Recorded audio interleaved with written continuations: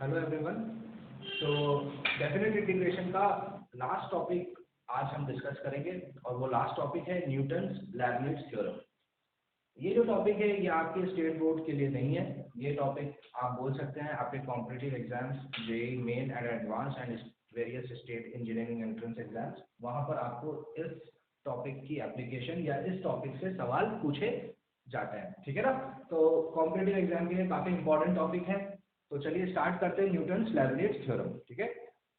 तो क्या होती है Newton's Leibniz theorem?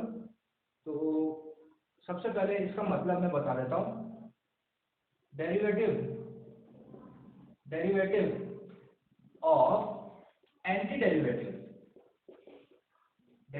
Of anti derivative भी बोल सकते हो या फिर इंटीग्रेशन, डेफिनेट इंटीग्रेशन भी बोल सकते हो, है ना।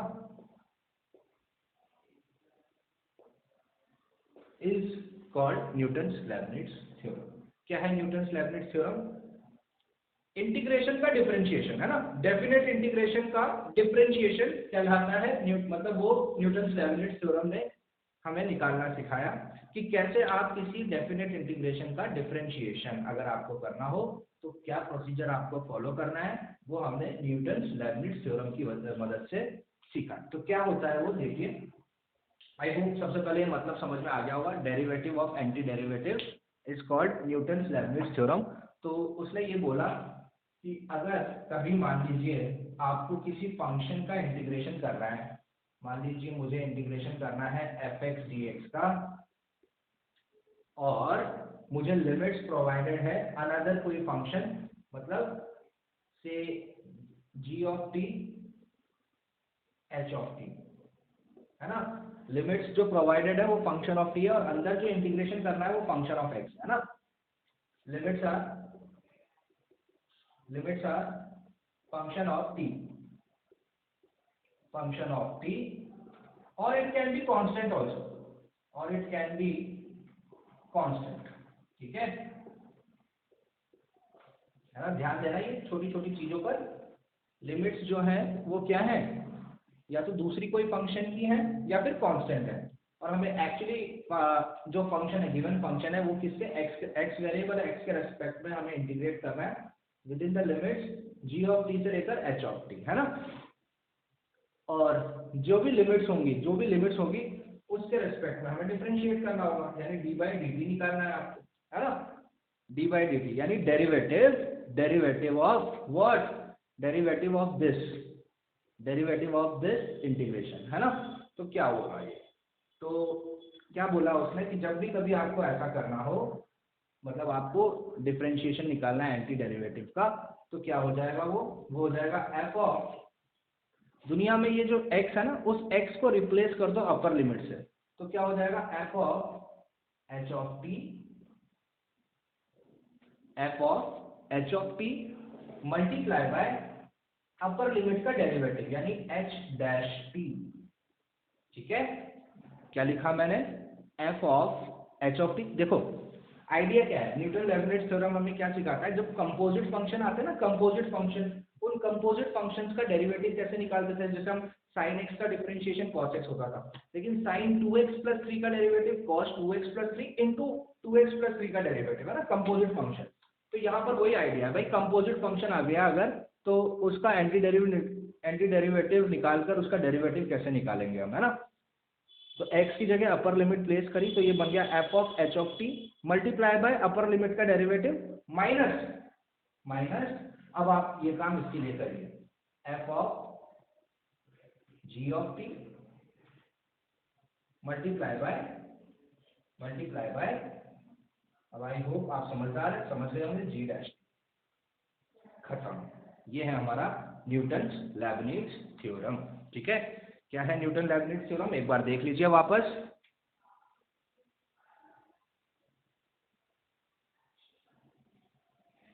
बहुत इंपॉर्टेंट है ये। लिमिट्स के जब सवाल होंगे ना, लिमिट के काफी सवाल बनते हैं इससे, यानी लिमिट में मैंने आपको बताया ना इन इनडिटरमिनेट फॉर्म, तो जब भी 0/0 फॉर्म बनती है, 0/0 फॉर्म जब भी बनती है, तो हम एल हॉस्पिटल रूल अप्लाई करते थे। ये मैंने क्लास 11 में बताया था आपको। 0/0 फॉर्म या इन्फिनिटी बाई इन्फिनिटी फॉर्म जब बनती है तो हम एल हॉस्पिटल रूल का इस्तेमाल करते हैं। और एल हॉस्पिटल रूल हमें सिखाया क्या था कि फंक्शन को ऊपर और नीचे जब तक डिफरेंशिएट करते जाओ जब तक 0/0 फॉर्म हट नहीं जाए, है ना, फाइनाइट ना, लिमिट लगा के जब तक फाइनाइट उत्तर ना आ जाए तब तक आप फंक्शन को डिफरेंशिएट करते जाओ। वो हमें 0/0 फॉर्म इनडिटरमिनेट फॉर्म पड़ी थी लिमिट की, उसके अंदर एल हॉस्पिटल रूल देखा था, ठीक है ना। तो वहाँ पर लिमिट्स के सवाल सॉल्व करने के लिए न्यूटन लेबनिट्ज थ्योरम काफ़ी कारगर होती है, काफ़ी हेल्पफुल होती है हमारे लिए। कैसे सवाल कैसे बनते हैं वो भी मैं आपको बताऊंगा, लेकिन पहले आप ये समझ जाइए, है ना। न्यूटन लेबनिट्ज थ्योरम, उसने बताया कि किसी भी एंटी डेरिवेटिव का डेरिवेटिव निकालना, है ना, किसी भी डेफिनेट इंटीग्रेशन को भी बोल सकते हैं, एंटी डेरिवेटिव मतलब डेफिनेट इंटीग्रेशन, किसी भी डेफिनेट इंटीग्रेशन का डेरिवेटिव निकालना सिखाया हमने न्यूटन लेबनिट्ज थ्योरम की बदौलत, है ना। तो क्या है, तो देख लीजिए, अगर कोई फंक्शन है उसका मुझे इंटीग्रेशन करना है विद इन द लिमिट्स, और वो लिमिट्स अनदर कोई फंक्शन की है, यानी ये फंक्शन है एफ एक्स डी एक्स और इसकी जो लिमिट्स प्रोवाइडेड है वो जी ऑफ टी और एच ऑफ टी, है ना, ये लोअर लिमिट है, ये अपर लिमिट है। तो जो लिमिट्स होगी ऑफकोर्स उसी के रेस्पेक्ट में आपको डिफरेंशिएट करना होगा, क्योंकि देखो इसका जो भी आंसर आएगा, मान लो एफ ऑफ एक्स का आंसर फंक्शन ऑफ एक्स को अगर मैं इंटीग्रेट करूंगा तो एक्स ही आएगा ना आंसर में। जैसे एक्स स्क्वायर का इंटीग्रेशन करूंगा तो एक्स क्यूब आता है, एक्स क्यूब बाई 3। तो F of x D x को इंटीग्रेशन करूंगा तो जी ऑफ एक्स आएगा। अब उस जी ऑफ एक्स में जब मैं उसको upper limit minus lower limit से करूंगा तो क्या आएगा, जी ऑफ टी माइनस, मतलब upper limit minus lower limit, तो वो पूरे क्वेश्चन टी में घूम जाएगा, और फिर डिफरेंशिएट करूंगा टी के रेस्पेक्ट में तो आंसर हमेशा टी के फॉर्म में ही आएगा, है ना। जो भी लिमिट्स प्रोवाइडेड होगी डिफरेंशिएशन उसी के रेस्पेक्ट में होगा, जाहिर सी बात है, कॉमन सेंस है, ठीक है ना। तो ये है स्टेटमेंट न्यूटन लेबनिट्ज थ्योरम की। एक एग्जाम्पल के मीडियम से मैं आपको ये समझा देता हूँ ताकि आपको दिक्कत ना आए। तो चलिए मैं इसको रख कर देता हूँ, इसको नहीं करूँगा, तो आप सीख लीजिएगा।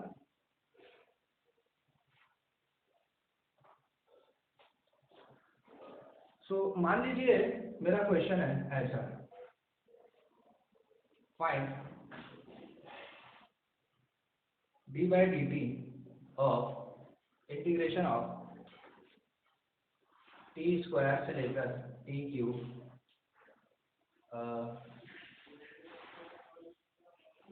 1/x dx, ये मेरा क्वेश्चन है ना। 1/x dx को मुझे इंटीग्रेशन करना है टी स्क्वायर से लेकर टी क्यूब तक, और उसका डी बाई डी टी पूछा है मुझे।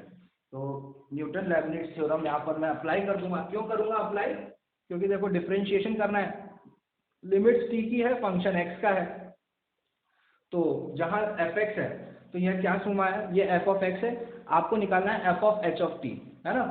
तो ये देखो आप दिख ही रहा है आपको, एफ ऑफ एक्स आपका 1/x है ना, लिमिट टी की है।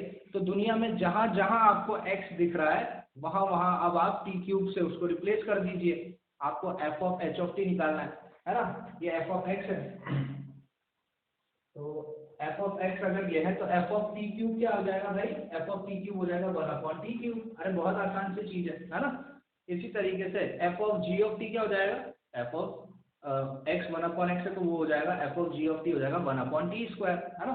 तो ये देखिए क्या हो जाएगा, ये ऐसे डी बाई डी टी, एक यहाँ ब्रैकेट लगा देता हूँ, ऐसे ब्रैकेट लगा देता हूँ। अब ब्रैकेट के अंदर F of h of T, यानी एफ ऑफ एक्स 1/x है तो F of h of t हो जाएगा 1/t cube, 1/t cube into into क्या लिखा हुआ है, एच डैश टी, यानी टी क्यूब का डिफरेंशिएशन, एच डैश टी क्या हो जाएगा, टी क्यूब का differentiation, that is 3t square, फिर आएगा बीच में माइनस साइन, और अब की बार एफ ऑफ टी स्क्वायर, है ना। अगर एफ ऑफ एक्स 1/x है तो एफ ऑफ टी स्क्वायर, दुनिया में जहाँ एक्स है वहाँ टी स्क्वायर डाल दो तो 1/t square into g dash t, that means t square का derivative which comes out to be 2t, ठीक है।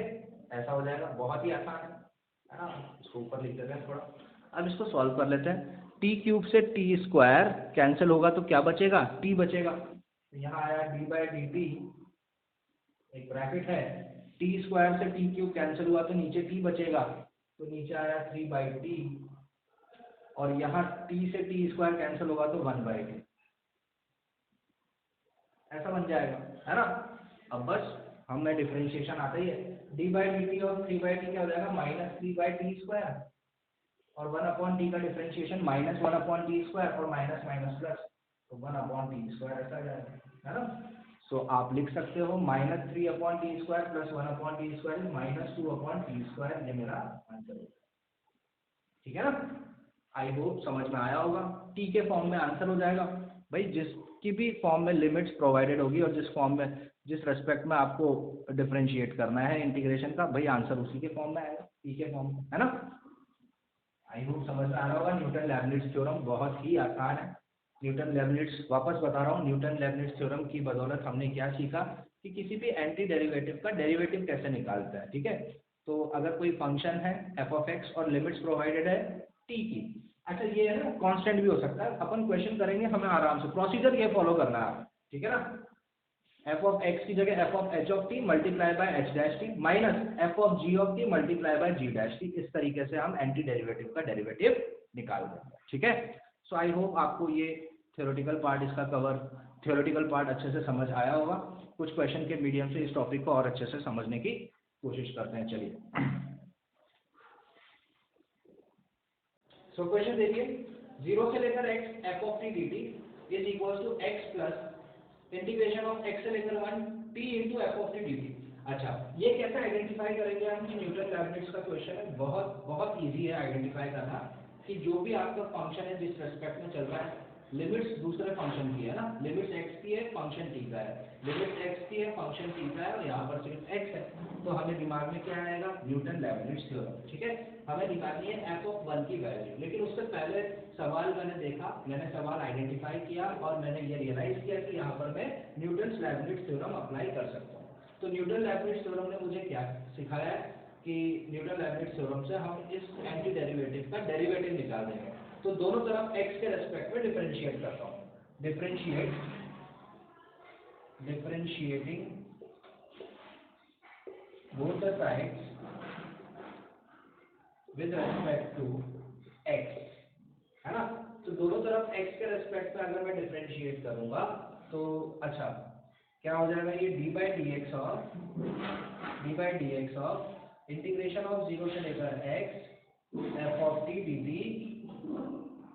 should be equals to d by dx of x plus d by dx of, वापस से bracket लगाता हूँ, integration of x से लेकर 1 t of t into f(t) dt,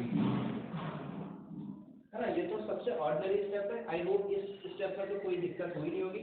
Newton लैबनिट्ज ने जो बोला है डिफरेंशिएट कर दीजिए both the side with respect to x। तो ये हो जाएगा d बाई डी एक्स, ऐसा का ऐसे ही लिखता हूँ मैं, यहाँ ब्रैकेट लिखता हूँ, f(t) को, है ना, f(t) को दुनिया में जहाँ जहाँ t है वहाँ वहाँ मैं इसको x से रिप्लेस करूंगा, तो ये हो जाएगा f(x), क्या हो जाएगा, अच्छा d बाई डी एक्स अब लिखने की जरूरत नहीं है क्योंकि अब हम डिफरेंशिएट कर रहे हैं, है ना। अब हम क्या कर रहे हैं, डिफरेंशिएट कर रहे हैं, तो d by d x of this will be what, t को मैं x से रिप्लेस करूंगा तो क्या आएगा, f(x) इंटू x का डेरिवेटिव, तो इंटू x का डेरिवेटिव इज 1, ठीक है।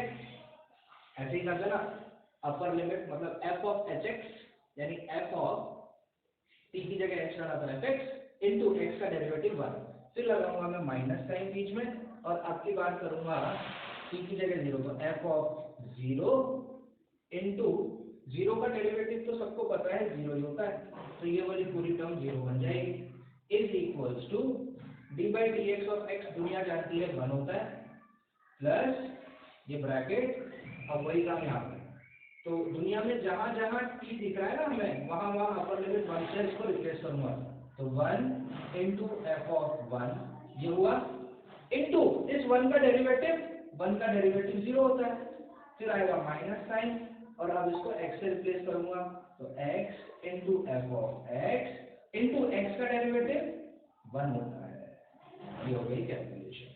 सो अब देखिए f(x) into 1 is f(x) minus f(0) multiply by 0, any number multiply by 0 is 0, तो ये चीज 0 हो गई, ठीक है। तो इसको यहाँ पर -0 लिखने की जरूरत नहीं है, तो f(x) is equals to 1 plus f of 1 into 1 is f of 1, f of 1 multiplied by 0 is 0, any number multiplied by 0 is 0, और यहाँ नेगेटिव साइन आएगा, x into f of x is x f x, तो 1 plus minus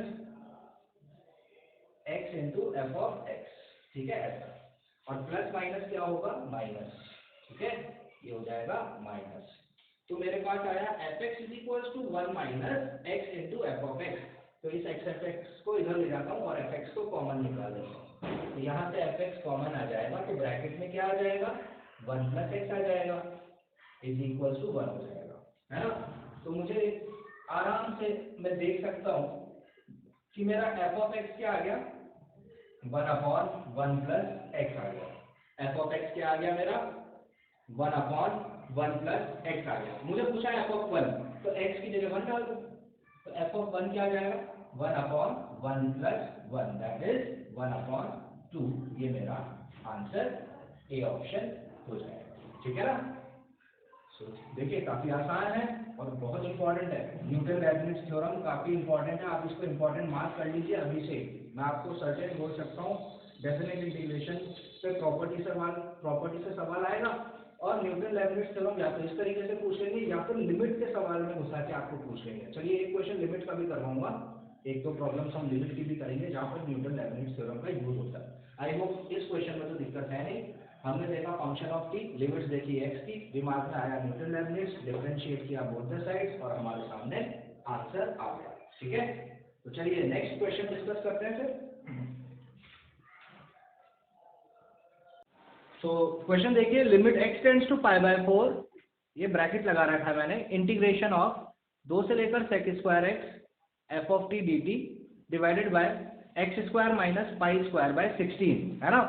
अब सबसे पहले मैंने आपको क्या बताया था कि न्यूटन लेबनिज के सवाल लिमिट्स में भी आते हैं, और लिमिट में हम इसे लिमिट के क्वेश्चन को सॉल्व करने के लिए सबसे पहले हम ये देखेंगे कि क्या ये फॉर्म 0/0 है, जी बिल्कुल है। पाई बाय 4 अगर मैं यहाँ लगाऊंगा ना x स्क्वायर की जगह, तो ये हो जाएगा pi square by 16 that is 0, और ऊपर भी sec square pi by 4 f of t sec square pi by 4 minus sec square 2, दोनों की वैल्यू क्या आएगी वहां से अपर लिमिट से भी 0 आएगी, तो ये फॉर्म 0/0 बन रहा है। तो 0/0 फॉर्म है, देखो वैसे आपको चेक करने की जरूरत पड़ेगी नहीं, जहां आप लिमिट सवाल देखो और ऐसा इंटीग्रेशन देखो तो आप समझ जाना या न्यूटन लेबनिज लगेगा। न्यूटन लेबनिज मतलब ऊपर और नीचे डिफरेंशिएशन करते जाओ जब तक आंसर फाइनाइट नहीं आ जाए। तो नीचे का डिफरेंशिएशन तो आसान है, नीचे का डिफरेंशिएशन तो क्या हो जाएगा, एक्स स्क्वायर का डिफरेंशिएशन 2x होता है और पाई square by 16 is a constant term, उसका डिफरेंशिएशन 0 होता है। ऊपर का डिफरेंशिएशन कैसे होगा, ये मैं न्यूटन लेबनिज से पढ़ के आ चुका हूँ। तो देखिए सॉल्व करूंगा अब मैं इस क्वेश्चन को। तो ऊपर क्या हो जाएगा, दुनिया में जहां जहां टी है वहां वहां सेक स्क्वायर एक्स, तो ये हो जाएगा f of sec square x into d by d x of sec, मैं लिख देता हूँ, into derivative of sec square x, ठीक है ऐसा, है ना। फिर माइनस आता है और आपकी बात लोअर लिमिट टी से रिप्लेस होगा 2 एफ ऑफ 2 इंटू 2 का डेरिवेटिव तो बच्चा बच्चा जानता है 0 होगा, लेकिन मैं लिख देता हूँ आपके लिए, रिस्क क्यों लेना, है ना। तो ये हो गया न्यूटन लेबनिज थ्योरम से इस चीज का डेरिवेटिव ये हो गया, और इस चीज के डेरिवेटिव के लिए तो इतनी मशक्कत नहीं करनी है भाई, इसका तो डायरेक्ट होगा ना डेरिवेटिव, एक्स स्क्वायर का डेरिवेटिव 2x और इसका डेरिवेटिव 0, है ना। अब इसको सॉल्व कर लेते हैं आगे। अच्छा यहाँ लिखना ना भूलेंगे, लिमिट किसकी चल रही है, limit x tends to pi by 4 चल रहा है, ठीक है। ये हुआ ये पूरा डिफरेंशिएशन करने के बाद, क्योंकि 0/0 फॉर्म है, हमने लगाया L hospital rule. L hospital rule क्या बोलता है, ऊपर नीचे डिफरेंशिएट करते जाओ, तो ऊपर इस अजीब से टाइप के फंक्शन का डिफरेंशिएशन ऐसे हो गया और नीचे डिफरेंशिएशन इजीली हो गया। तो ये हुआ आपका अब limit x tends to pi by 4 bracket f of sec square x into sec square x का डेरिवेटिव क्या हो जाएगा भाई 2 sec x into sec x का derivative sec x tan x, तो sec x into sec x tan x हो जाएगा sec square x into tan x, ठीक है ऐसा, और minus f of 2 into d by d x of 2 0, 0 multiply by any number is 0, तो ये खत्म, divided by 2x, divided by 2x आ जाएगा, ठीक है ओके। तो क्या अब मैं लिमिट लगा सकता हूँ, क्या लिमिट लगा के मुझे अब फाइनाइट आंसर मिलेगा? जी बिल्कुल मिलेगा, क्योंकि अगर अब मैं यहाँ x की जगह π/4 लगाऊंगा तो 2 इंटू π/4 नीचे π/2 हो जाएगा, और यहाँ पर भी फाइनाइट आएगा, यहाँ पे भी फाइनाइट आएगा, यहाँ पे भी फाइनाइट आएगा। तो apply limit now, apply limit, what you will get? Limit लगाने के बाद हमें क्या मिल जाएगा? लगा दीजिए लिमिट। तो लिमिट लगाने के बाद ये हो जाएगा f of sec square π/4 multiply by 2 into sec square π/4 into 10 π/4। ठीक है, ऐसा लिमिट लगाने के बाद, ठीक है, डिवाइडेड बाय 2 इंटू π/4। ठीक है, सो अब यहाँ से देखिए sec π/4, अच्छा sec π/4 क्या होगा? cos π/4 के पास चले जाओ आप, cos π/4 होता है 1/√2, तो sec π/4 हो जाएगा √2, और √2 का स्क्वायर क्या हो जाएगा? 2, तो ये हो जाएगा f ऑफ 2।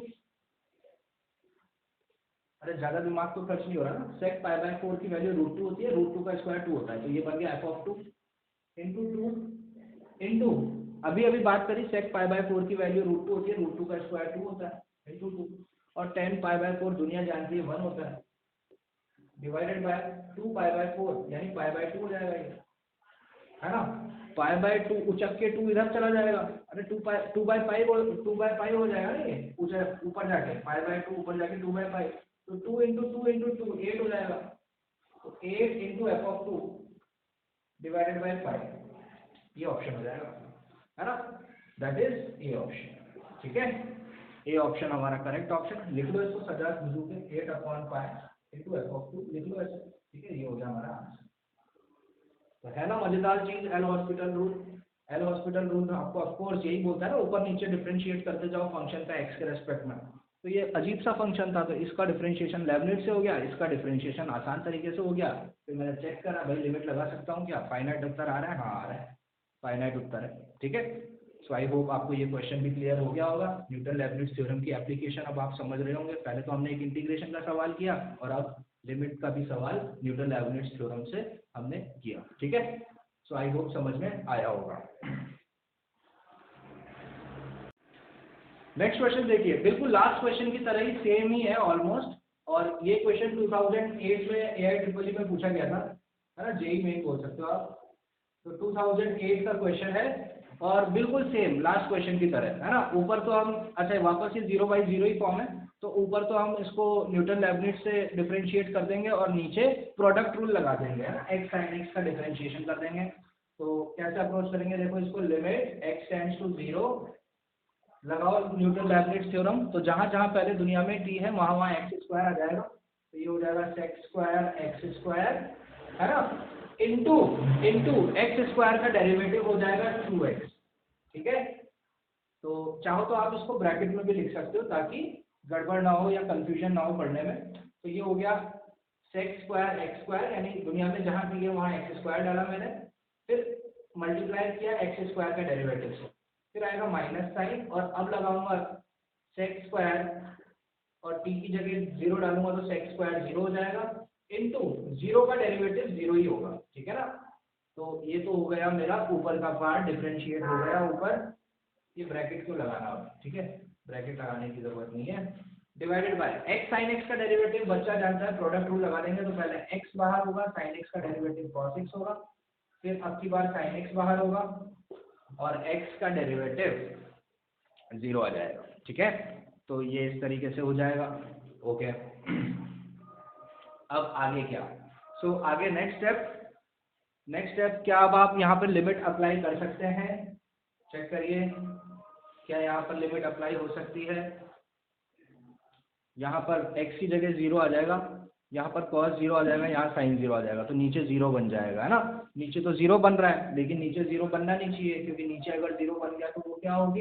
इनडेटर्मिनेट, यानी नॉट डिफाइंड हो जाएगा, इनडेटर्मिनेट फॉर्म बन जाएगी।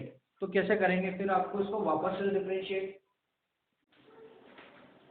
सो अभी यहाँ पर अगर हम लिमिट लगाएंगे तो ये नीचे डिनोमिनेटर 0 बन जाएगा, तो हमें एक बार और इसको डिफरेंशिएट करना होगा। तो एक बार और करेंगे तो वापस देखेंगे लिमिट x टेंड्स टू 0 ये देखिए, अब ये देखिए, ये है 2x into sec square x square. तो पहले मैं 2x को बाहर करता हूँ, सेक स्क्वायर एक्स स्क्वायर का डेरिवेटिव हो जाएगा 2 sec x square into sec x square का डेरिवेटिव हो जाएगा sec square into 10x square into x square का डेरिवेटिव हो जाएगा 2x। ठीक है ना, कॉम्पोजिट फंक्शन है, तो इस तरीके से हमें इसको अप्रोच करना पड़ेगा।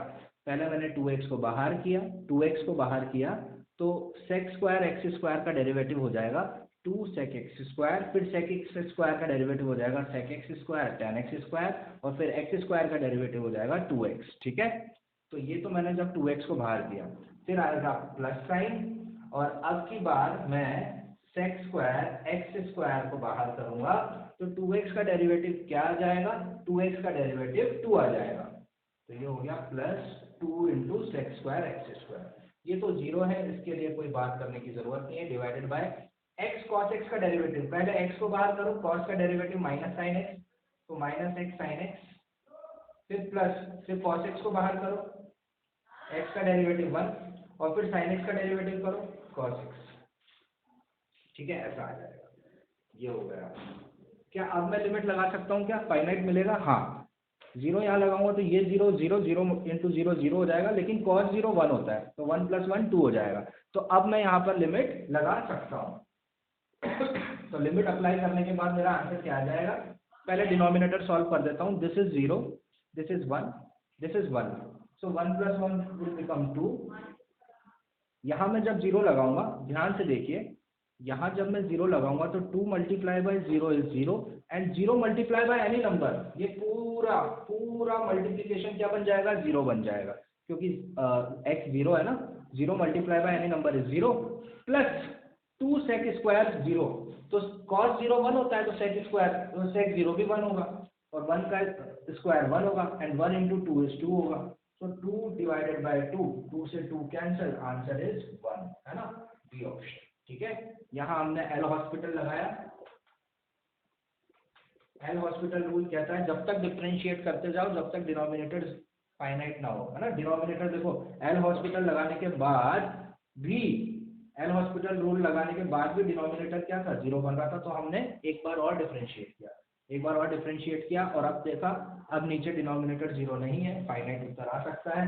फाइनाइट हमने लिमिट लगाई, लिमिट लगा के हमें 1 आंसर मिल गया। ठीक है, सो आई होप आपको न्यूटन लेबनिज़ थ्योरम अच्छे से समझ आया होगा। इसकी एप्लीकेशन अब आप समझ सकते हैं कि कहाँ कहाँ ये यूज़ होता है। लिमिट्स के क्वेश्चन सॉल्व करने के लिए बहुत ज़बरदस्त तरीके से ये काम आता है। साथ ही साथ इंटीग्रेशन में तो है, डेफिनेट इंटीग्रेशन में तो ये आएगा ही आएगा, ठीक है, पूछ ही सकते हैं। लेकिन आपको अवेयर रहना है, जब लिमिट्स के सवाल आए और लिमिट के सवाल में इंटीग्रेशन देखने को मिल जाए तो समझ जाना कि वहाँ न्यूटन लेबनिज़ हम यूज़ कर सकते हैं। ठीक है, सो आज के लेक्चर के लिए फिलहाल इतना ही। अब हम पूरा डेफिनेट इंटीग्रेशन कंप्लीट कर चुके हैं, पूरे तरीके से ये चैप्टर अब हमारा खत्म हो चुका है, हम कह सकते हैं। ठीक है, नेक्स्ट लेक्चर या नेक्स्ट चैप्टर हम बोलेंगे, तो नेक्स्ट चैप्टर हम जो स्टार्ट करेंगे वो होगी डेफिनेट इंटीग्रेशन की प्रॉपर्टीज, सॉरी प्रॉपर्टीज तो हो चुकी है। नेक्स्ट होगा हमारा area under the curve, that means application of definite integration. Definite integration का एप्लीकेशन कहाँ कहाँ है, जैसे हमने डिफरेंशिएशन का एप्लीकेशन पढ़ा, एप्लीकेशन ऑफ डेरिवेटिव्स, इसी तरीके से इंटीग्रेशन में हमने क्या क्या पढ़ा, पहले इंटीग्रेशन, फिर डेफिनेट इंटीग्रेशन, और अब हम पढ़ेंगे application of definite integration, that is area under the curve. Actually मैंने आपको पहले ही हिंट दे दिया है कि डेफिनेट इंटीग्रेशन का एक्चुअल मतलब क्या होता है, एरिया अंडर द कर्व, और वही नेक्स्ट हमारा चैप्टर होने वाला है। और उस चैप्टर में हम सीखेंगे कि कैसे किसी कर्वेचर का एरिया निकाला जाता है ना, वो हम नेक्स्ट चैप्टर में सीखेंगे। लेकिन उससे पहले एक लेक्चर और देंगे, और उस लेक्चर में हम पूरा छोटा सा रिवीजन करेंगे, है ना, ब्रीफ में, कि पूरे डेफिनेट इंटीग्रेशन चैप्टर में हमने एक्चुअली पढ़ा क्या क्या। ठीक है, तो उसका एक ब्रीफ रिवीजन होगा नेक्स्ट लेक्चर में, और उसके नेक्स्ट लेक्चर से हम हमारा न्यू टॉपिक स्टार्ट करेंगे। So thank you so much for watching, have a nice day. Question practice करते रहिए, लेक्चर्स को बिल्कुल ध्यान से फॉलो करिए, और बाकी बातें हम नेक्स्ट लेक्चर में करेंगे। सो बाय बाय।